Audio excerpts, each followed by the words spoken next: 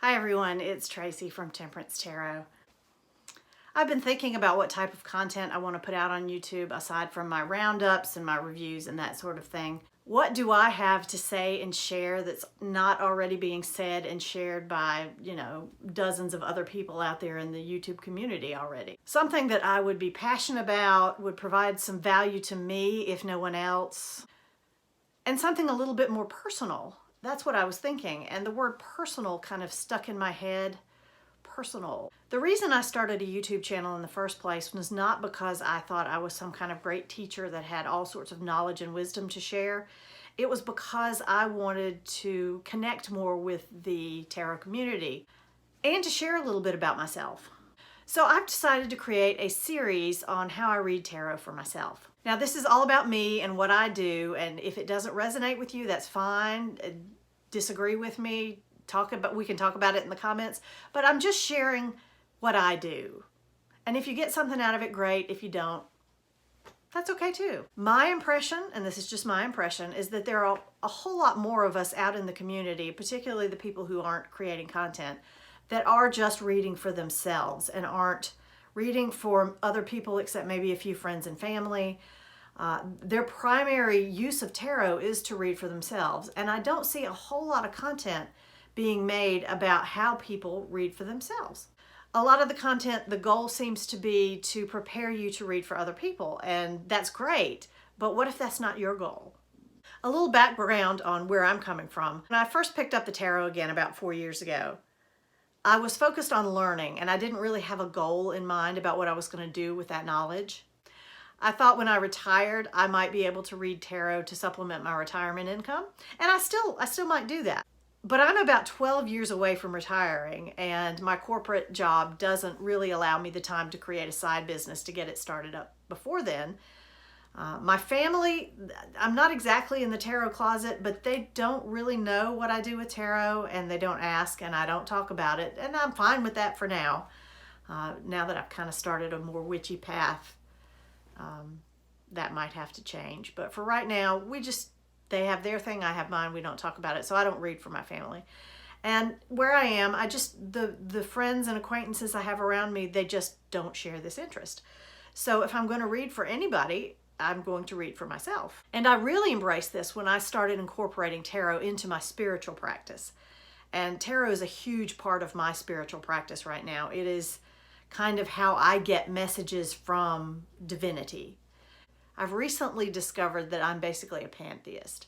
And so I use the tarot cards to receive messages from divinity that I feel is all around me in everything. So how do I read tarot for myself? First, I think it helps to understand what I'm expecting to get out of a tarot reading. I don't read tarot predictively, not intentionally anyway. I don't ask questions like what's going to happen to me today, although the last presidential election I did pull cards for that and they were right, and I hate that they were right. Anyway, I am generally looking for guidance or advice on either a specific period of time or a situation that's going on. And I ask questions like this, and I've got these written down, so I'm going to actually read the questions. What will help me with the challenges that I'm facing today? How can I best deal with a conflict that I have with a coworker? What are the advantages and pitfalls of going over my boss's head with a particular situation? How can I take full advantage of the opportunities that will be presented to me this week? What type of energy should I take with me on this trip? Because I do have to travel. I hate it. Why am I so afraid of this situation, and what can I do to overcome this fear? And sometimes I ask really simple questions like, what do I need to know to help me get through the day? I do ask a lot about my job since it does occupy a great deal of my time, and it's the aspect of my life over which I have the absolute least control. I don't really ask much about relationships. If I want an answer about a relationship that I've got with another person, I will go and ask that person. If I don't feel comfortable asking that person that question, I just give it some time, and I will either become comfortable with that person and be able to ask that question, or the relationship will end. Most of the time, I'm looking for what I need to know about myself in any given situation. So now let's look at how I read for myself. So, what do I do when I read for myself? I treat it like an occasion. It's special. It's when I feel the most at home with myself. It's when I feel the most grounded and calm. So first, I'm going to set aside the time. Depending on the size of the reading I'm doing, I need at least half an hour of quiet, uninterrupted time to do the reading. I prefer an hour. I can get by with 45 minutes. Yes, I can pull a single card when I have 5 minutes, and I have been known to do that sometimes because the act of shuffling the cards helps calm me down when I'm stressed. But I don't generally get as much of a lasting impact from a 5-minute reading as I do from half an hour or so. I go to my space, which is where we are now. I am very fortunate to have a dedicated space to do my readings. And I've also started doing my witchy workings here, so I guess you would call it an altar now. This used to be my office where I worked when I was working from home, but if I need to do my corporate job, I can do that in the living room or the kitchen. I do not have to do it in here, and I love having this dedicated space that's special and spiritual. So I use this space whenever I'm home. And if I'm not home, which sometimes I'm not, I do try to find a quiet, someplace quiet. I like to set the mood. I like to start by ringing my singing bowl. I'll just strike it once. I don't try to play it. I can play it, but I just want to strike it once. I find sound very cleansing. And that just helps to cleanse the crystals in the space. It cleanses me, it cleanses my cards, it cleanses everything.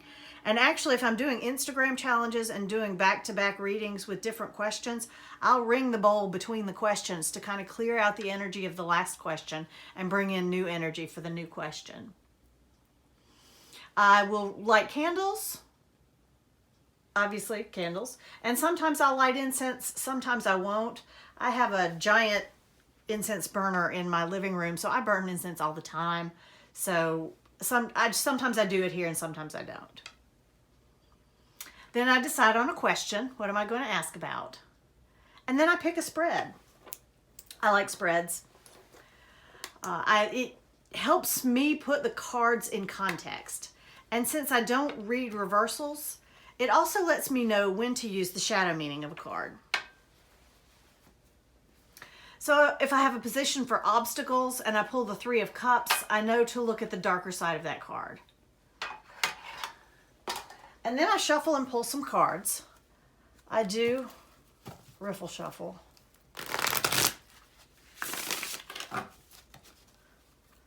And I pull the cards and put them in the spread.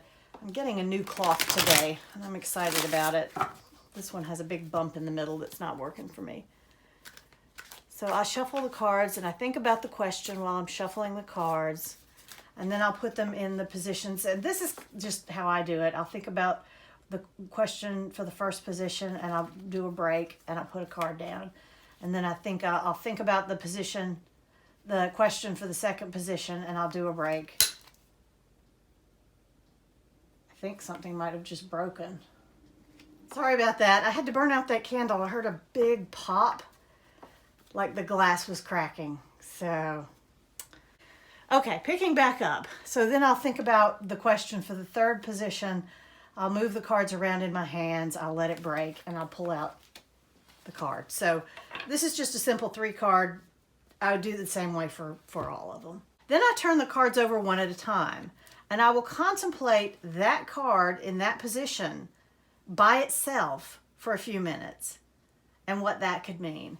And then I'll do the second one and the third one. Wow, I wish this was a real reading. And then I will look at them together and come up with an impression based on all of them together. Then, if I have a guidebook, I will absolutely read from the guidebook, especially if I'm using a new deck or a deck that doesn't follow the Rider-Waite-Smith system. I will read the guidebook to help me interpret the cards. If it is a Rider-Waite-Smith deck, I will read the guidebook after I've already created my first impressions of the spread and written them all down. And I don't generally let the book sway my interpretation, but reading the book allows me to get to know the deck and the book and the creator's intention a bit. And if the deck isn't a Rider-Waite-Smith deck, I do lean heavily on the guidebook. I like to use the guidebook when reading myself because the person who wrote the book doesn't know me. It's like getting a third-party perspective on the situation. And also, I am reading for myself. The tarot police are not going to slap my hand for using the book. Then I journal. Where did my journal go? My journal. Then I journal. It helps me remember what I've seen and allows me to go back and review it afterwards if I need to. And then I end by blowing out the candles, and I will frequently ring the bell again. So that's how I read for myself. I'd love to hear how you read for yourself. Do a VR or just put it down in the comments below. Let me know how you read for yourself and what do you think about that. I do have a few additional ideas for topics I'd like to cover as part of this quote-unquote series. I'm thinking about things like, when do I not read for myself and when do I go to other people to get a reading? I do want to do one about the power of a single card reading because I think a single card reading can be very powerful. I love watching, some of the people who do these giant readings where they combine 3 tarot decks or 2 tarot decks and an oracle deck and have 16 cards laid out there, and that's beautiful. But for me, that's too much. So I definitely want to have a talk about a single card reading. How often do I read for myself? Maybe about the big event readings like birthdays and the new year or maybe holidays, that sort of thing. How do I read court cards for myself? Reading the cards in context, because I talked about that a little bit in this video about liking spreads and reading the cards in context. So I was thinking about having a video specifically about reading the cards in context. And also what I do when a reading just doesn't make sense to me. So those are just some of the topics that I've thought of. If you've got something that you want me to talk about, please let me know. I'd love to create a video based on what you want to hear me talk about. I welcome your suggestions and I look forward to hearing from you. Thanks everybody for joining me and have a fabulous day.